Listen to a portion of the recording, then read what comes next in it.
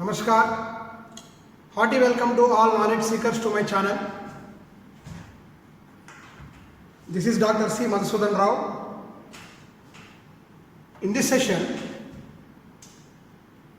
I am presenting the formulation of a linear programming problem. Here we have a product mix problem. There are three types of products, say product A, product B and product C, which may be processed on the product machines M1, M2 and M3. These values represent the time in minutes required on each type of machine, and these values represent the machine capacity per day. That means the amount for which the machine is available in minutes per day. Now, this will be in general in verbal form like this. A company produces three products A, B and C using three machines M1, M2 and M3. Product A requires 2 minutes, 4 minutes and 2 minutes respectively on machines 1, 2, 3, and product B requires 3 minutes, 0 and 5 minutes on machines M1, M2 and M3. Similarly, product C requires 2 minutes, 3 minutes and 0 minutes processing on machines M1, M2 and M3 respectively. The capacity of these three machines per day are 440 minutes, 470 minutes and 430 minutes respectively. And upon selling each product, each unit of product type A, we will get a profit of 4 rupees. On each unit product B, we will get a profit of 3 rupees, and for product C, 6 rupees. Now, we have to find out the number of units of product A, product B and product C to be produced such that the profit is maximum.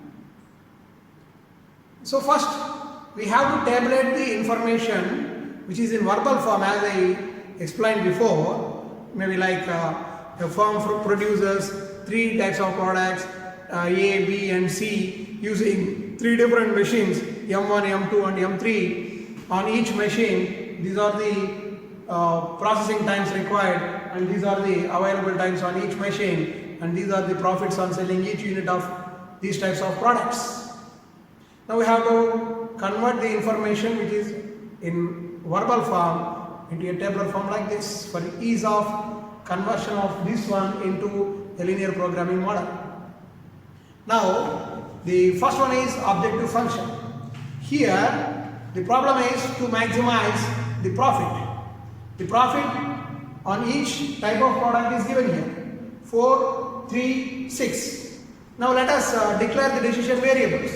Let x1 represents number of units of product A, x2 represents number of units of product B, x3 represents number of units of product C. Then our objective function will be to maximize Z equal to, the profit is 4 on each unit of product type A. So 4 into, if we produce x1 units, then 4 into x1 will be the profit on product type A, plus for product B it is 3 into x2, 3x2, plus for product C it is 6 into x3, 6x3. So, upon producing x1 units of type A product, x2 units of type B product and x3 units of type C product, we will get a profit of Z equal to 4x1 plus 3x2 plus 6x3. Our objective is to maximize this value of Z. Now what are the constraints? Here, machine 1, M1, the capacity is 440 minutes per day, whereas it requires 2 minutes on each unit of product A, 3 minutes for product B and 2 minutes for product C. Now as we are producing x1, x2 and x3 units of products A, B and C, the consumption of the machine utilization will be like, so we have to write subject to. The first constraint is, for first machine, it is 2x1 plus 3x2 plus 2x3. So each unit of product type A requires 2 minutes, product type B requires 3 minutes, product type C requires 2 minutes. So for machine 1, 2 into x1 for first type A product, and 3 into x2 is type B product, and 2 into x3 is for type C product. Put together is the total consumption of machine time. And this should be either less than or equal to the available time, which is 440 minutes. So this is the first constraint. Similarly, for second machine, we can write the constraint like 4 into x1, 4x1 plus, since product B does not require any processing on machine 2, so leave it, and 3x3 for product C. This sum should be less than or equal to 47. Similarly, the third constraint is here 2 minutes for type 1 product plus 5 minutes for each unit of type B product, and doesn't require any processing for type C product on machine 3, and this should be less than or equal to 430. And the general constraint is that any of these xj's, that is x1, x2 or x3, should not be negative.